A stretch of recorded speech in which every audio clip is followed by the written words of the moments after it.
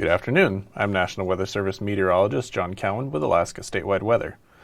For today's weather, a flood watch continues for the Yukon River between Eagle and Circle for a ice jam that is moving through the system.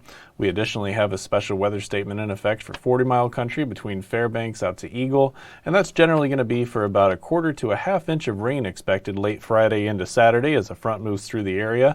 We can expect above 1,500 feet in elevation about 2 to 5 inches of snow, so mostly liquid precipitation below that elevation with snow above.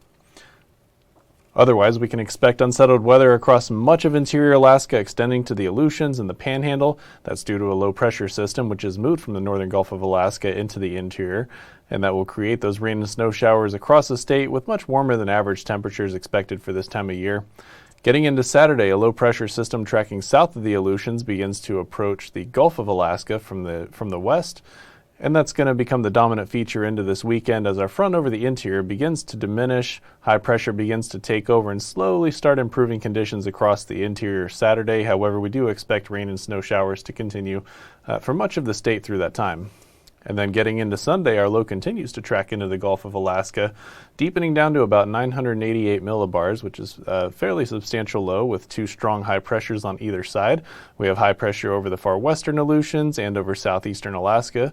And then on Sunday, we do expect that low is going to create some strong winds across the higher terrain of south central Alaska, strong north winds over parts of the central and eastern Aleutians. However, the northern portion of the state, generally north of the Alaska Range, is expected to remain generally clear with high pressure, again beginning to scour out the remaining showers.